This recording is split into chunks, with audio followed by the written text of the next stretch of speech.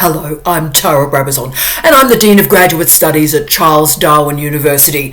Welcome to Outrider 59, our last Outrider, and we're investigating dissemination. So this is the end of our writing series and the writing arc. We've explored reading and writing and rewriting and editing. Fantastic. We've also looked at specific and important skills like note-taking and interpretation and paragraphing.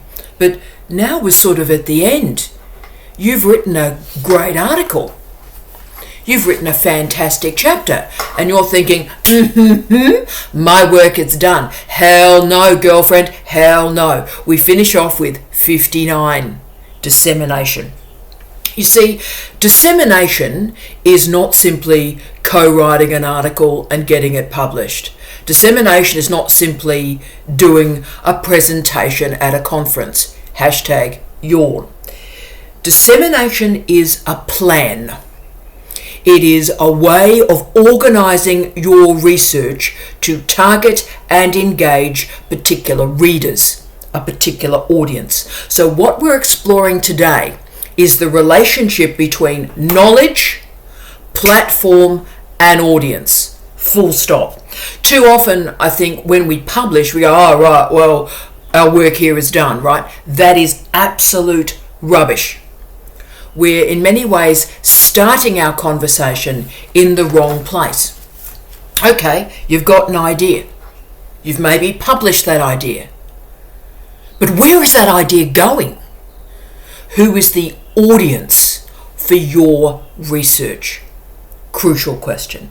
Now, you quite rightly may want to disseminate in an academic journal, right? So say, let's use an example. Say you're a physiotherapy researcher, big hi to all the physiotherapists out there, you rock. And you're going, right, dissemination, cool. And you've got this really important breakthrough that you want to explore and you want to engage different audiences. So one of those audiences, quite rightly, will be the academic audience. Yeah, so you're going to publish in an academic journal. Cool, peer review, thanks for playing. But you also want to engage the profession itself, the people that perhaps are great physiotherapists but not moving into research. So you publish in a professional journal for physiotherapy. Living the dream, brilliant. But then you realise, this idea is important. It may be significant for children's health or women's health or older crew and mobility. And so therefore you perhaps enact a podcast to ensure that citizens also engage with your research in different ways. So this is important. Your knowledge will be cut up, sliced and shaped for particular audiences in particular ways. And this will involve different language, vocabulary, lexicon. It'll also involve different platforms for that information. And you're going to be activating different senses and also different information literacies. Therefore, I've argued through my career, as always, I've failed desperately in making this argument, but I will keep making this argument while there is breath in my body. I argue that the most important trope to consider when we're investigating dissemination, and remember this is all sort of reified to researchers in the media, and often people who are, inverted commas, teaching those skills have no actual expertise in the media, right? So when we're dealing with the most important ideas in research dissemination, that trope is multimodality. So in this Outrider, I want you, yes you, to think about you and your relationship with your own knowledge, but further, who is the audience that you want your research to grasp? And so therefore, to make that decision, here's your knowledge, there's the audience. The crucial decision we have to make is the platform. What platform are you going to use to connect that knowledge and that audience? And remember, this may be an academic article, it may be 1,000-word journalism piece, it may be a podcast, it may be a video, it could be a poster for example. So to understand how and why we make these selections with rationality and with logic, I'm going to talk about multimodality. And to be frank with you, I am still stunned that in the first week of a doctoral program, we don't teach multimodality to our students, but we're doing it today, girlfriend, today. So let's break down the word into its most basic parts. Multi, mode, ality. Now, of course, multi means many. Mode refers to the form or the platform on which ideas are configured and presented. And ality, as exists in multimodality, links in other words like corporeality, for example. So ality comes from alite from the French, or alitas from Latin. And the suffix, that's the bit that comes after the word, describes the condition of the previous word. So physicality refers to the state of being physical. Corporeality refers to the state of being corporeal. And multimodality refers to the state of being multimodal. So multimodality captures the multiple platforms and channels that are currently part of our reality. Platforms are our way of engaging with ideas, with knowledge, but also, to be frank, with life. It recognizes that digital material moves very easily through space and time and borders and social groups. And there is a powerful consequence of multimodality, and it involves the building of an information scaffold. An information scaffold is like a ladder. It takes us from what we know, what we understand in our daily life, to something that perhaps is unknown to us, that makes us uncomfortable. That's the information scaffold. Beginning with our comfort, what we know, our literacy, and teaching us something, helping us step at a time to learn. And that's what an information scaffold does. That's why it's so important to me, so important for citizens, to be frank, because it allows us to sit where we're comfortable and acknowledge that comfort, but then says, you know what, let me take you by the hand and let's learn something new. Let's get uncomfortable. It takes a mode of knowledge in which we already have expertise and then builds on it. So using the language of literacy theory, it moves us from everyday literacies to critical or reflexive literacies. Writing does transform when we construct it for paper or for screen. And can I say that movement is not always a good thing. There are many reasons for that, and we talked about last week, the drafting and editing that we do on a screen is different from the drafting and editing that we do on paper. There are many reasons for that. Eye tracking software studies have assessed that. But one clear reason is on a screen, and I'm laughing because, I'm working on an article at the moment on Andrew Tate, and I've been working on the screen. I've done about 15 drafts on the screen. Today, after my work day, I'm going to be doing the first paper draft. Now, it's 10,000 words in length. Now I need to get it to 8,000 words, and the paper draft will allow me to do that. Tell you why.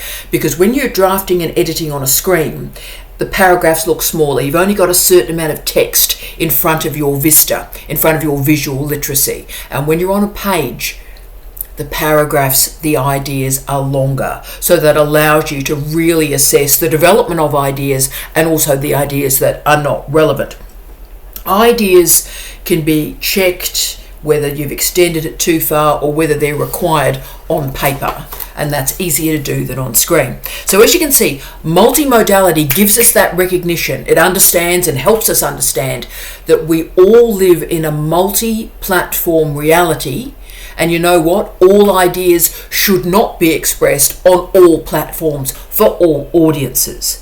The most important, the most valuable skill for those of us that are academics and interested in disseminating our research is multimodality helps us render our communication professional communication.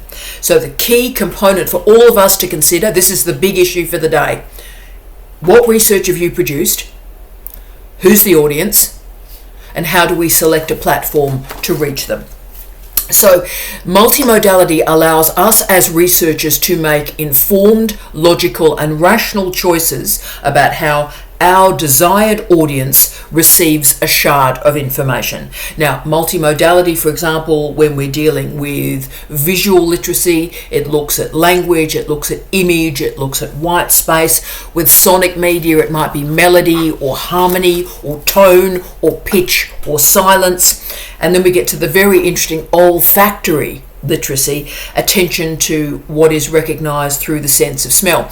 And our literacy for a sense of smell, for example, is not highly developed. So we recognise very extreme scents. So baking bread, for example, coffee or milk that's gone off, yeah? But with olfactory memory, why it's so interesting is that it taps very deeply into our memory. I'm sure we've all had that experience where we smell something and suddenly we click back to when we were 4 years old and we smelt that for the first time. So because the olfactory literacies are less developed, it has a deeper connection to memory and emotion.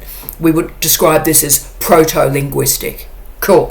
So modality, so not multimodality, modality is important, colleagues, because modality explains how signifying systems, I'll explain what that means in a second, signifying systems exist in a text.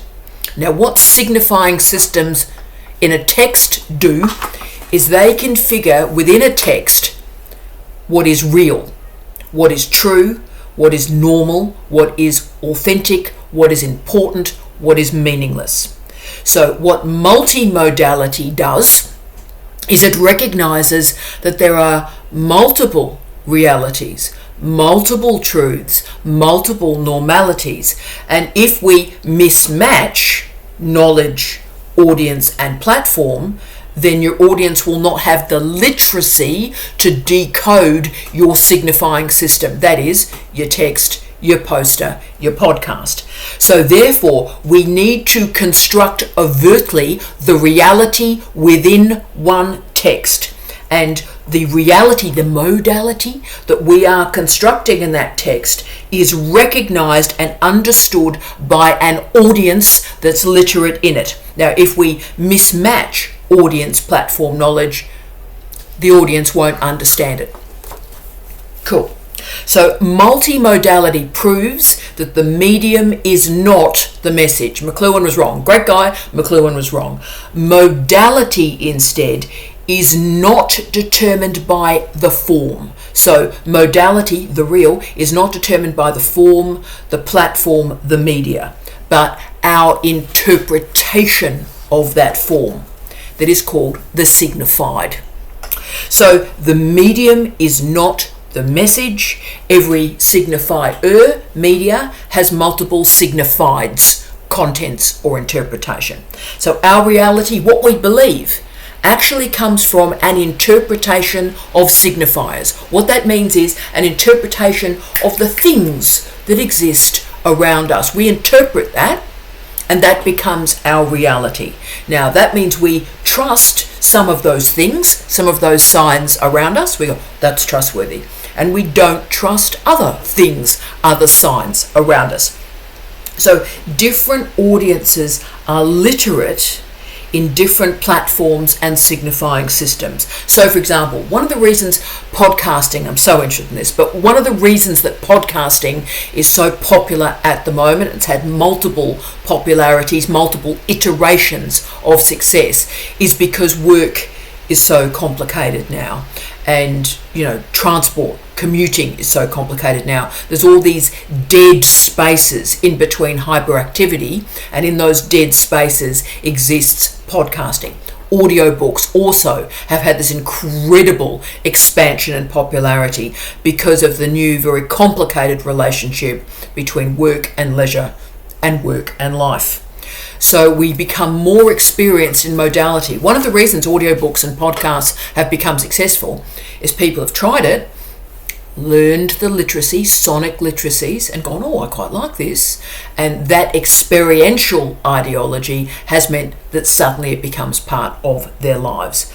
And this is also, by the way, why the ideology, and it is an ideology, has been created that children should be protected from certain types of content. So, we have this notion that, kids under 12, kids under 8 can't engage with these particular platforms or these particular signifying systems.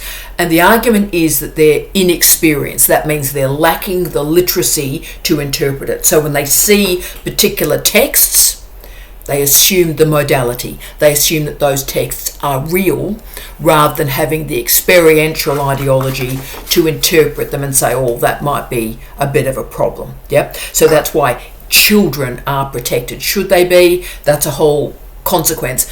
If we taught students information literacy from a very early age, perhaps some of those top-down protocols would be less required. But anyway, so what I'm hoping is this type of information that I'm giving you is going to help you disseminate your research, because you need to be careful in your selection of media and really have a good understanding of the audience that you want to reach.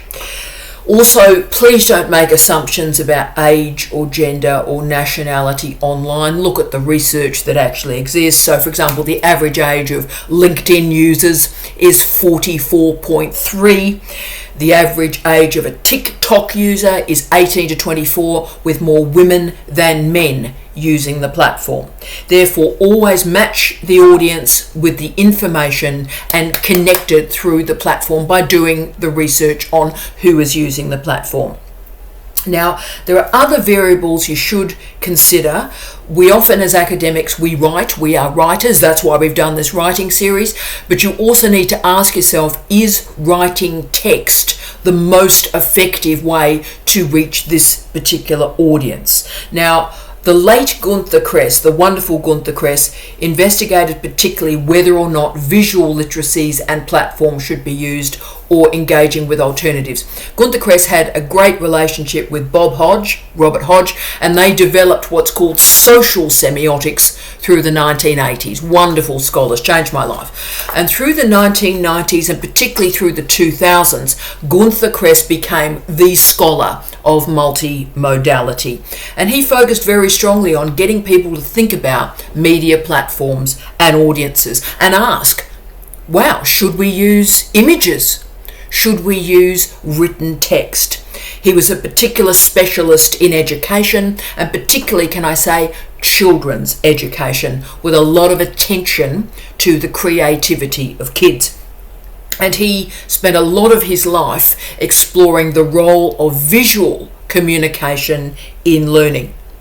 He asked, particularly, that we all think about using visuality well. Too often we assume, let's just write those ideas down and it'll find an audience. He said, no, think about visuality really carefully and think about the plurality of visual options available to you. So Gunther Kress gave us a great gift because he was provocative. He asks all of us as researchers, what the hell are you trying to achieve? What are you trying to do? Who's the audience? Think about it, name it, speak it, and then do the work to connect the ideas to the audience.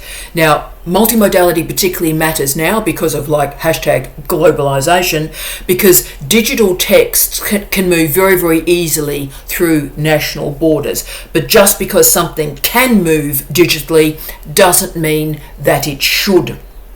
And so Gunther Kress realised that the greater the cultural difference, the greater the differences in terms of representational systems and modality.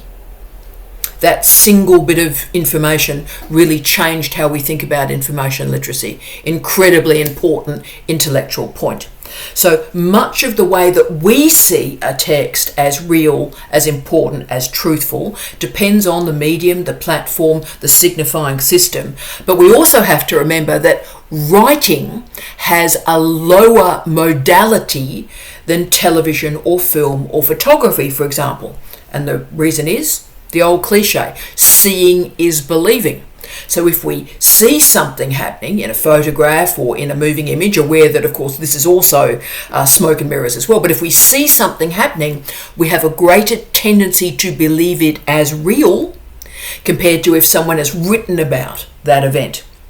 But of course, there is no rigid ranking of media modalities. It's volatile, and a range of factors always infiltrate that ranking and discussion. Therefore, please never assume that your understanding of information is shared with the audience that you want to engage with that information. We need the resources, we need the skills to target communication systems to very, very precise audiences. Remember, what works in a university probably will not work outside of a university. So what I'm hoping we do in this last Outrider is we summon a quiet, propulsive revolution to bring quality information back to our public debates, quality information back to citizenship. But you see, this is also about your career, so you can be selfish too. It's about your career. If you put your name into Google, have a look at the first 20 returns from that search. So that's what an editor, a consultant, an employer is going to find about you. Are you comfortable with that list? Now, you can complain, you can look at that list and go, oh, how has that happened? Or you can intervene in that Google listing and curate, I'm using that word intentionally, curate a digital profile for which you can be proud.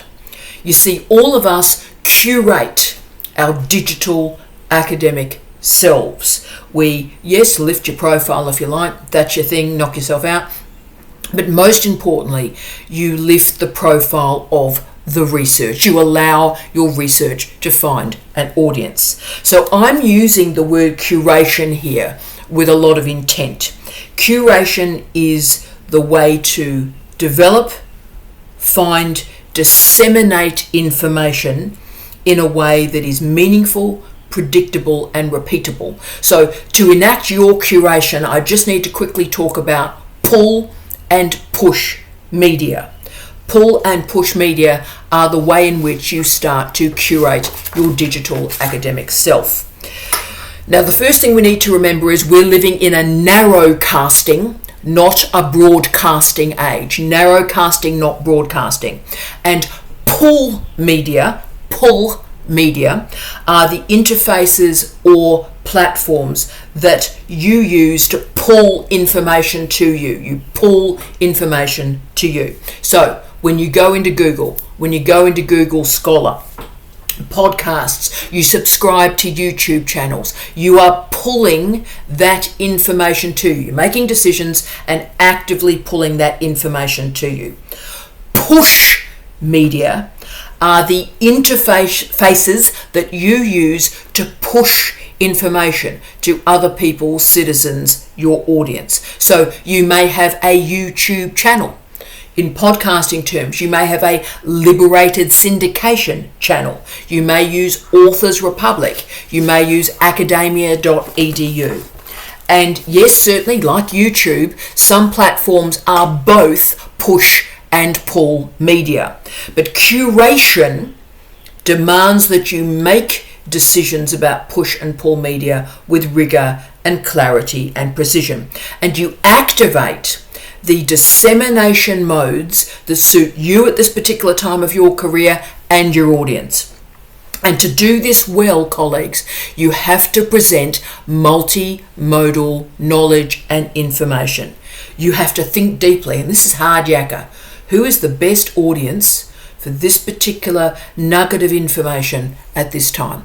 And I'm going to finish off with 5 quick strategies for your consideration about how to get this push-pull thing working well for you. Now, feel free to completely disagree with me on these 5. I'm presenting the arguments for your consideration. And the first one is obviously platinum open access. Now, I know, yawn, we've got all these sort of metrics and ranking of journals, right? Now, many of these rankings of journals have been critiqued. They continue because people in power want to sustain their power. It's as simple as that. And the actual ranking for these journals have been radically critiqued. If you think about it, look at Retraction Watch. articles are retracted from the best journals in the world. So don't get on your high horse and go, look at me, right? Retraction is happening everywhere. And also look at the thousands of dollars that corporate and commercial academic publishers are making off our backs. Now, isn't that interesting that when we're dealing with the ranking, the exploitation of academics, that's never a consideration in the ranking? Isn't that interesting? You are a PhD student. So let's just bring this down to this. You are a PhD student. People need to be able to find you, and people need to be able to read your research so they can hire you. If they can't read your research, they won't hire you. And therefore the priority for me, and I hope I convince the priority for you, is platinum open access. Now, there are three types of open access. Platinum, it's sometimes called diamond, but platinum open access occurs when neither the readers nor the writers of the journal article pay anything. Platinum open access. Nobody is charged. Gold open access releases this information for free and without delay, but there is an author processing charge. So the author pays for open access. Yeah, right. And then, of course, there's that weird little green open access where publishers often enforce an embargo or a delay on open access, and we as academics, we can take the earlier version, so the Word version of the document just before it went to the journal, and put that in an institutional repository. So your last draft becomes quite significant there, so always make sure that's in pretty good nick. So to clarify the difference here, conventional non-open access academic journals are published to make a profit, right? And that profit existed through subscriptions from readers. So we would buy an annual subscription to a journal and it would be posted to us and we would read it. But also site licenses and pay per view, pay per download. But remember, digitization transformed publishing.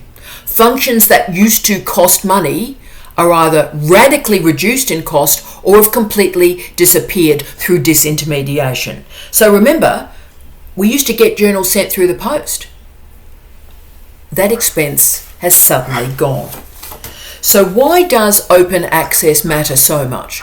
Well, the first thing is, it is the primary way in which we address social justice matters. You see, what happened in the old days, even up to 10 years ago, is the posh universities used to have the dough to get the posh subscription for the journals, so then the posh people in the posh universities could read that work and continue being posh. Now, I'm against this because we as academics, we are paid by the public purse. And audiences out there, citizens, have a right to read our research. And further, think about it in terms of corporate publishing models. The taxpayer is now paying over and over and over again to engage and have this research.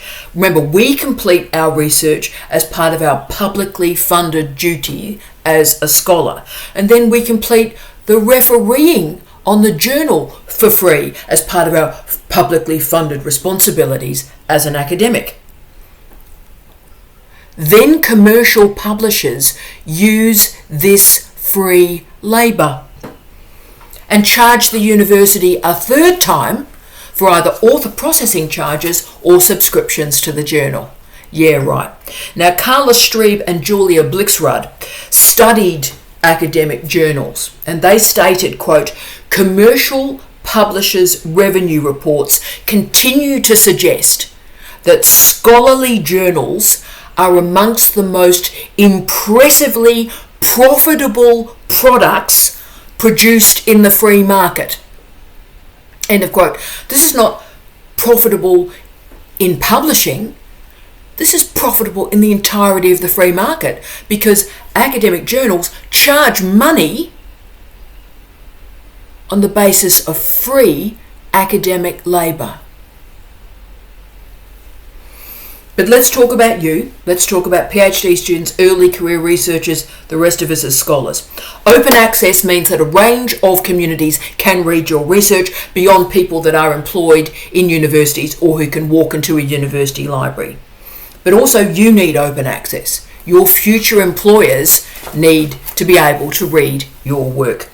Be really, really wary of author processing charges. This is an attempt to shift the dough, shift the payment from readers who used to buy journals, readers, to authors. How has that happened? How is that okay?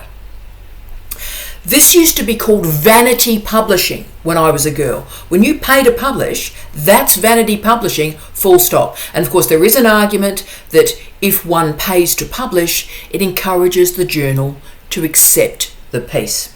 Now, I've published now well over 350 refereed articles through my career, and the overwhelming majority of those have been singly authored. I have never been a freeloading postdoc author 4 of 10. Never. And I started publishing in 1993, and well over 90% of my publications are platinum open access. I have never paid for publishing, ever. Today, there are 12,552 platinum open access journals listed in the directory of open access journals. So publish in platinum open access journals. Don't pay to publish. Now, there may come a time when you have to. I understand that. Knock yourself out. I never will. But just remember the value of platinum open access and recognise how disturbing, nay, disgusting it is that academics have to pay again to publish. 2, investigate NITROS. NITROS are non-traditional research objects or outputs, depending on your particular perspective. And NITROS are crucial if you're interested in disseminating widely. Students wonderfully are producing blogs, vlogs, podcasts, posters, terrific stuff. And now this wonderful diversity of material has a name, NITROS, non-traditional research outputs, or if you're in North America, you might hear more RSAW. RSAW, research, scholarly and artistic works. RSAW, cool. I think NITROS will win in the acronym battle. So this material in and of itself is valuable. These outputs are great. Fantastic. Well done. And remember, this includes, for example, all disciplines. It includes science photography in particular. So these are outputs in and of themselves. Please remember to list them on your CV, link them to ResearchGate, link them to academia.edu. So that's great. If that's what you want to do, brilliant. But if you want to enfold this material into refereed journals and articles, that's terrific too. So this is the artifact exegesis model of research. And this therefore places a NITRO into a more conventional research article configuration. Great. So there are plenty of journals that are starting to show this sort of artifact exegetical work: Design Studies, Journal for Artistic Research, Journal of Visual Arts Practices, the great Journal of Design and Science, terrific work, and the great journal Visible Language. So if you take photographs for your research, soundscapes, you enact design in engineering, for example, if you're recording podcasts and vlogs, remember to put them into your CV. And then look to the great journals that are starting to be multimodal in their configuration. 3, be wary of book chapters, dear friends. Book chapters are a blessing and a curse for PhD students and indeed the rest of us. The problem of book chapters for PhD students is they take a long time to emerge, and you need quite quick publications so people can read your stuff and hire you. But also you as a researcher and an author of a chapter, you're sort of hiding behind the name of the editor. That's a bit challenging too. And the other huge problem that's not going away is that book chapters have a low level of citation. So if you want to get the PhD publication bus moving, book chapters are probably not your best choice. Having said that, Springer and Emerald in particular are creating what I've described as a cannibalizing publication model. It's not as brutalizing as it sounds, but to make more money, they cut book chapters out of the book itself and sell it independently. But it also appears independently on Google Scholar and sometimes Scopus, noting that Scopus doesn't like those of us that write books. Bless. But the other advantage, I think, of book chapters is that they are opportunistic publications. So you're happily going along, you've got your plan, and then someone contacts you and says, would you write a book chapter on something really you hadn't thought of that you would write a book chapter on? And that's great. So they're opportunistic publications, they're a bit of a value add, great. And occasionally these book chapters can be incredibly profound. Can I say, I'm very, very old. I've only had one of these where I've gone, wow, that was really worth it. And that was in the book Physical Cultural Studies. Unbelievably, I was asked to write the last chapter of that book, and that book has gone on to be the book of the field. When people talk about physical cultural studies, that's the book that starts the conversation, and my little chapter has picked up some nice citations, but that's incredibly rare. Mostly when you write a book chapter, your incredible research is lost. And I've got some fantastic research that stupidly, because I was an idiot, I buried in a book chapter, and it sort of sits there, right? Great shame. So if you can do it quickly and easily, then absolutely enact a book chapter, but recognize there's going to be problems with it. And I'll give you one sad final example from me on this, and this is a current issue. As I was writing this Outrider, this is starting to trouble me. So I was approached a couple of years ago to write a book chapter, and I went back and read the original email, and it said that the book had been accepted by Bloomsbury. So I went, I love Bloomsbury, that's terrific. Hadn't thought about writing on this area, so I wrote it. I parked my other research and I wrote this book chapter. And it then passed through refereeing, so the Bloomsbury peer reviewers loved my chapter, didn't like the rest of the collection. Then the editors brought in a developmental editor. We talked about that last week to sort of sort it out and improve it. The developmental editor loved my chapter, no comments, thanks for playing. 2 years later, that edited collection is still looking for a publisher. And I've got an absolutely amazing chapter that's sitting there. So as I was writing this for you this week, I thought maybe the time has come 2 years on to withdraw that book chapter. All right, but may that be a warning to you. 4, write up conference presentations immediately. This is a rule I've given myself. Some years it's really hard to verify, but do have a go. If we say yes to a conference presentation or a keynote, then make a promise to yourself that the moment that presentation is done, that you write this thing up for a journal article. Remember, you've worked so hard creating something new and powerful. Allow it to flower. Allow it to find a new audience. So my other rule with conferences, and I'm doing a lot of them at the moment, my other rule with conferences is always force yourself to write something new. It's very easy to sort of do something you did a couple of years ago. Force yourself to read and write something new, and that therefore provides the momentum for your publishing arc. Ensure that you always produce something different for a conference or a seminar, and then write it up as quickly as possible. That's the way to get momentum. And of course, we're finishing with our final number 5, and that is, please remember to plan your research dissemination. Planning is everything. You need to organize your time, and you need to organize your publishing every single year. But it's also important, certainly, to take the opportunities. We get that amazing email every now and again that arrives, and we go, yes, this is fantastic. So every now and again, accept those sort of windfall opportunities. It's important to do so. Those requests come out of nowhere. Say yes, fantastic. But that doesn't mean that you don't plan. Have a plan and develop your CV logically and rationally. Now, what I want you to do is create new sections in your CV. I want you to have your published section. So this is the stuff that's been published. I also want a section that says under review, and you list the stuff that's under review and where it's under review. And then the next heading is currently being written. And that's the work you are currently writing. Also, in your CV, do separate it by mode. So I did this when I was a master's student, okay? And my CV still has these headings: book, book chapter, refereed article, conference proceedings, poster, design, podcast, video, on you go. Separate it out by mode.